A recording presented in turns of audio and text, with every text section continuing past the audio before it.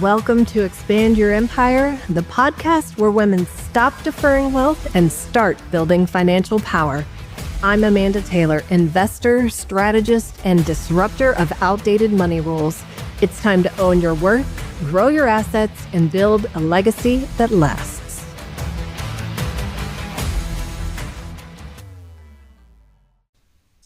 Hey, Empire Builders, welcome back for part 2 of our 3-part alternative investment series. Could it be like 12 parts? Yes, but I'm not going to bore you that much if you're not that interested. Last week, we talked about my origin story and how real estate was my doorway into this whole wealth building game, so to speak. And so we talked about real estate as an investment strategy, all the different ways you can use real estate as a wealth building tool. We had the active, the midline, and the totally passive strategies, and how do we work inside of those and what that looks like for us. And one of those was private lending. So I wanted to use this episode to expand on that because I think it's underlooked, it's underutilized, it's something I didn't know existed until, real estate really introduced me to it. So that's what we're going to talk about today. If you didn't get a chance to listen to the episode on real estate, if that's something that you are even remotely interested in, go back and check that one out. But today is all about private lending. So one of what I think has become the most common investment tools around wealthy people, but also one of the least understood among everyone else. It's this private credit, private lending, private debt. You'll hear it called a few different things. So before your brain tries to protect you by saying, that sounds complicated, I'm not qualified, I don't understand debt funds, just stay with me. So I don't want any of those words to intimidate you. They sound bigger than the reality of what's actually happening. So let's just start the way that I wish someone had started with me. Private credit is simply this. You are lending money to businesses or real estate projects outside of the banking system. That's it. You are basically stepping into a role the banks used to play before they got more restrictive, more nervous, and more tangled in their own regulations. And here's the interesting part. Businesses still need capital, a lot of it. When banks say no, and they say no more often than most people realize, those businesses don't stop growing. They just find someone else to borrow from. Now that someone else is a private lender or private credit fund, which means investors who are real people are filling the gap and they are earning consistent returns for doing it. Now, I'll tell you the moment, this clicked for me. I'm in a room with a group of older, very wealthy men. This kind of room where the carpet is quiet and the chairs are heavy. You get the picture.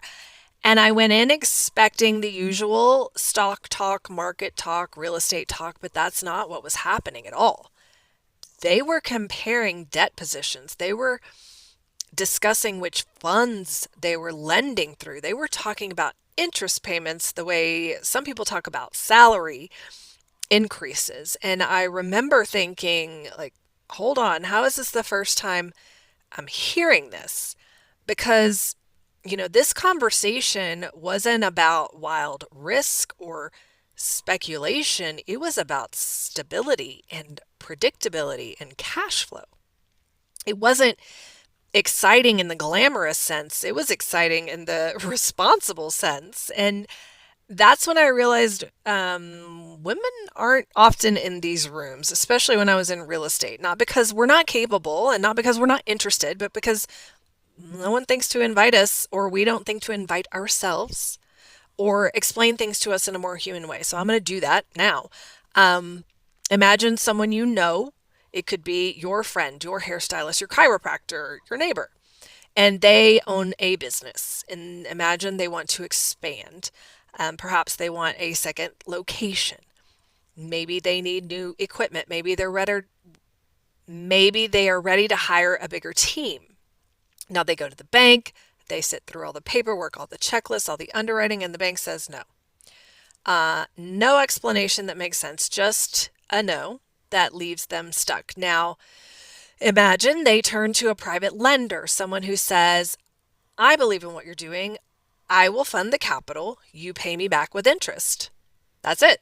That is private credit at its most basic level. Now, scale that. Instead of one business borrowing from one person, imagine dozens of businesses borrowing from a well-run fund. Instead of you lending directly, you're an investor inside a pooled strategy where professionals evaluate every deal. Your role, you contribute the capital. They lend it. The businesses repay with interest, you earn. No managing tenants, again, no replacing air conditioners, no dealing with stock market mood swings, just steady, predictable returns, backed by actual underlying assets or contracts. So we'll talk about some real world examples of what it actually looks like, because I think concepts don't become real until we can picture them. So a private credit fund might lend to a real estate investor doing a fix and flip. They found a property, they have a renovation plan, they know the after repair value, but they need the purchase price and rehab budget now, and they need it fast. Traditional banks take 45 to 60 days to close, and by then the deal would be gone. So they need to go to a private lender who can close in 7 to 10 days. Now, they pay a higher interest rate for that speed and flexibility, but it's worth it because they can actually get the deal done. That's a fund. There are plenty of funds that do this. I've used them before. There are also private lenders. And I've done that myself also. If you have the capital to lend to someone in that position, be it a business or real estate investor, you can do that one-on-one. I've done it with real estate investors. They will go to a fund, just like we were talking about, to fund the purchase price of the property, and then they will get a loan in the second position to fund the rehab on the property. It's a smaller loan, sometimes at a higher interest rate because it's harder to get those loans. So if you have the capital to loan, you can get anywhere from 12 to 15% interest, 10 in some markets. It just depends on your money. And that doesn't come from a fund. That's just you personally. So other examples of that, maybe it is a real estate developer who's purchased the land. They have plans for a commercial building. They have tenants ready to sign leases, but they need construction financing to build it out. The bank maybe is hesitant because the project hasn't started yet, or the developer is newer and doesn't have the track record the bank requires. Now, a private credit fund will step in. They will provide the capital, again, at a higher rate than the bank would charge, and it gets repaid when the building is complete and either refinanced or sold. Another example, I see this all the time. I work with businesses and I broker these deals. A business that's growing really quickly, it needs inventory financing. They have purchase orders from major retailers. These are real confirmed orders, but they need the capital up front to manufacture those products. The banks don't usually lend against future purchase orders, only existing inventory. So a private lender bridges the gap. The business fulfills the orders, they get paid by the retailer, and then repay the loan. It's short-term, high-certainty lending. Another common scenario is litigation financing. A law firm has a really strong case, but the client can't afford to wait 2 years for a settlement. A private credit fund can provide the capital to fund the case, and when the settlement comes through, they get repaid with interest. So the risk is tied to the strength of the case, not the volatility of a market. So these aren't speculative ventures. These are real transactions with clear exit strategies and tangible collateral. They simply don't fit into the increasingly narrow boxes that traditional banks require. Banks want perfect credit, perfect collateral ratios, perfect documentation, and time to process everything. And private credit fills the gap when speed matters. when the situation is slightly outside of the norm or when traditional underwriting just doesn't fit the deal. Now, here's the part that's really important, and I want to slow down for this. Not all private credit is created equal. And this is where your due diligence and underwriting become absolutely critical. When you are looking at a private credit opportunity, whether it is a fund or direct lending or any other structure, you need to understand what's happening under the hood. Who's doing the underwriting? What is their track record? What criteria are they using to evaluate the borrowers? Because here is the thing. Private credit can be incredibly stable and predictable when it's done well. But if the underwriting is sloppy, if they're lending to businesses that can't actually repay, if perhaps there's no collateral backing the loans, that is where things get risky. So what should you be looking for? First, you want to understand that fund's investment thesis. Are they lending to established businesses with proven cash flow? Or are they taking on early stage companies with less predictable revenue? There's nothing wrong with either approach, but the risk profile is completely different. Second thing you want to know, what is the collateral? In good private credit structures, loans are backed by something real. Equipment, real estate, accounts receivable, inventory. If a borrower defaults, there's an asset that can be sold to recover the capital. That is what makes private credit different from unsecured lending. And then the third thing we want to look for is, what is the loan to value ratio? If a fund is lending 95% of a property's value, that's a much riskier position than lending 65%. The more equity cushion the borrower has, the less likely they are to walk away, and the more protected you are if something goes wrong. And one more, what's the track record of the fund managers? Have they been through multiple market cycles? How did their loans perform? What is their default rate, and what is their recovery rate when loans go bad? And another one I want to add on there is, what is the diversification within the fund? We talked about that a lot. Are they lending to one industry, or are they spread across healthcare, manufacturing, real estate, technology? Are all the loans concentrated in one geographic region, or are they diversified across markets? Because even in the best case scenario, some loans will underperform. That is just reality. But if you're in a fund with 50 or 100 different loans, the impact of one or two defaults is manageable. If you're in a fund with only 5 loans, one default can really hurt your return. So this is a part I think most people skip over because it feels complicated, but honestly, that's just being smart. This is what wealthy investors do. They ask questions, they review track records, they understand what they're investing in before they write the check. And what I really want to normalize for us, for women, because so often I see us hesitate. And again, I say this often.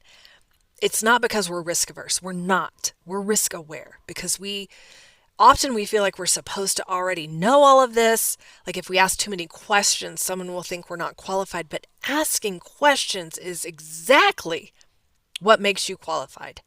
The investors who lose money are the ones who do not ask. The ones who just say, this sounds good, and just trust without verifying. I know them, and I have seen what happens. The investors who build real wealth are the ones who do their homework, who read the offering documents, who get on calls with fund managers and understand the downside scenarios, not just the upside projections. Now, let's talk about why private credit tends to resonate so much with women, especially high-earning women. We care about stability.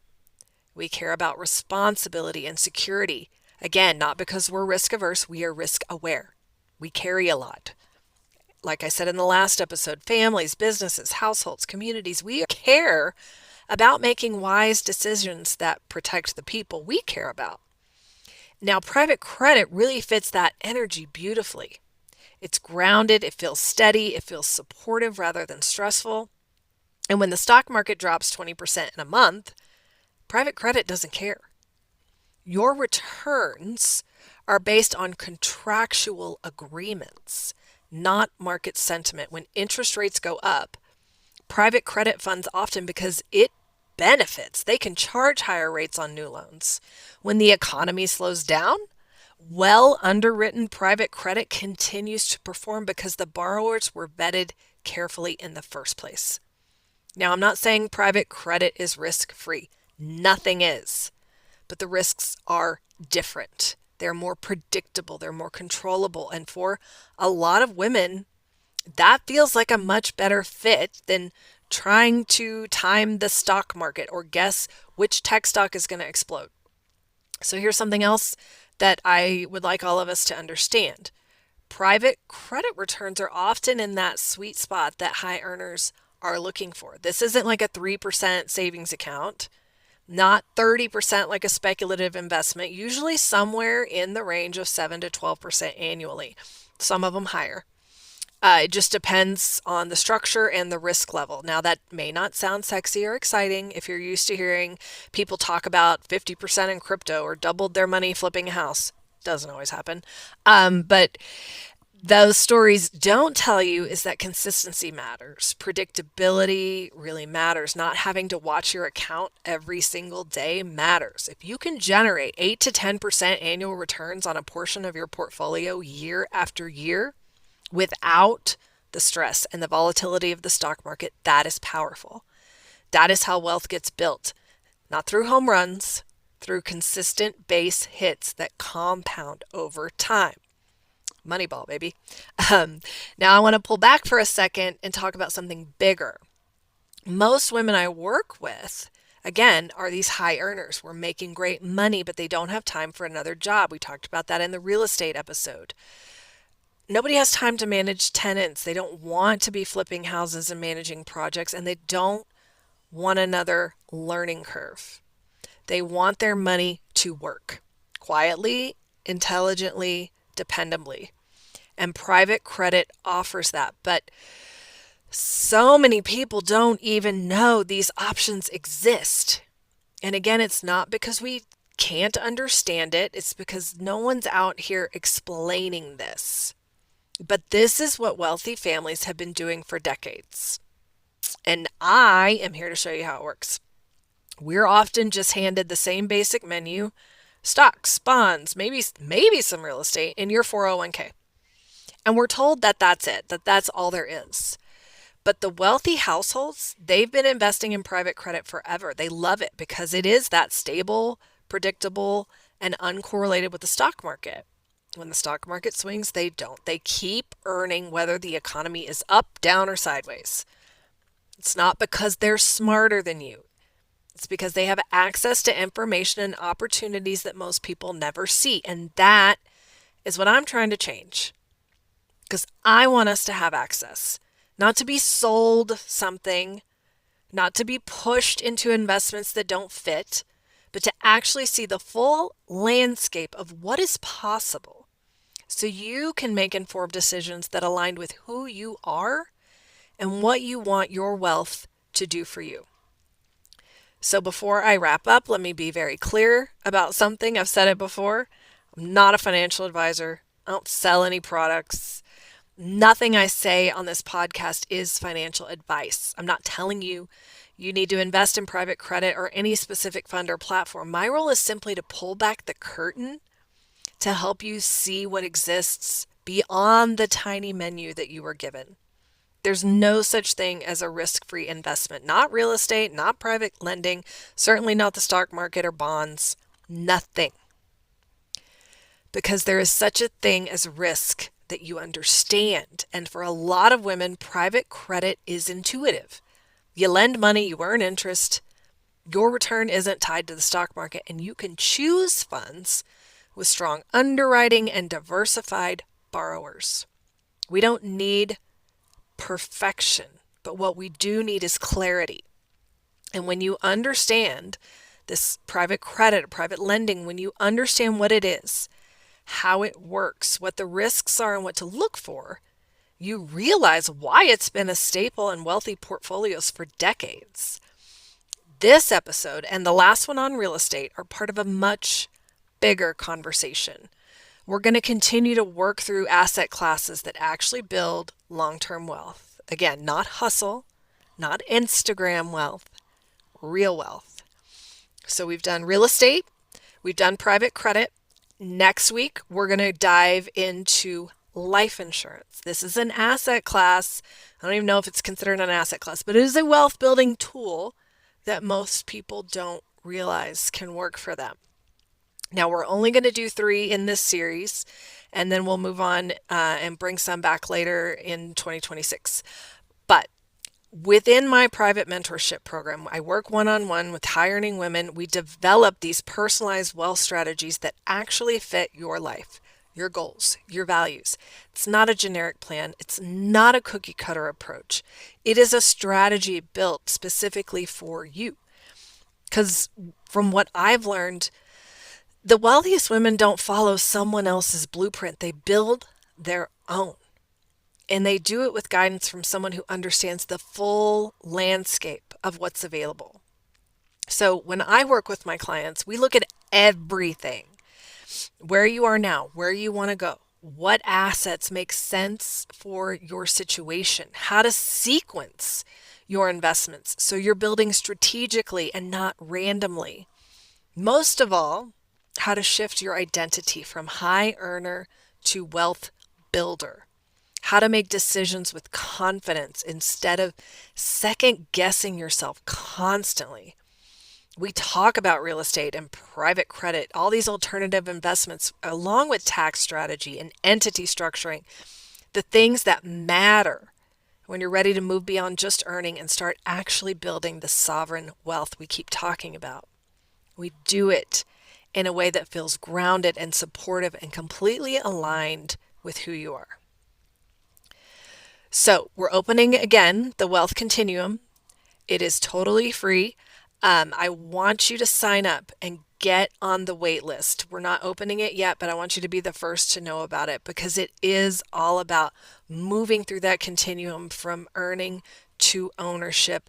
Not only the actual tools and strategies that we've been talking about here today, but the identity shifts that have to come along with it. Whether you join or not, stay close. Because this entire season about giving you access to the wealth education that we haven't been offered, we are rewriting what it means to be a financially powerful woman. Not someday, but now. So come back. We'll talk about one more wealth building tool in the next episode before we wrap up the end of the year. I can't wait to see you then. Until then, keep building. If this lit something up, share it, review it, and get in the room. Join the Expand Your Empire community and start turning wisdom into wealth. You're not too late, and you're not doing this alone.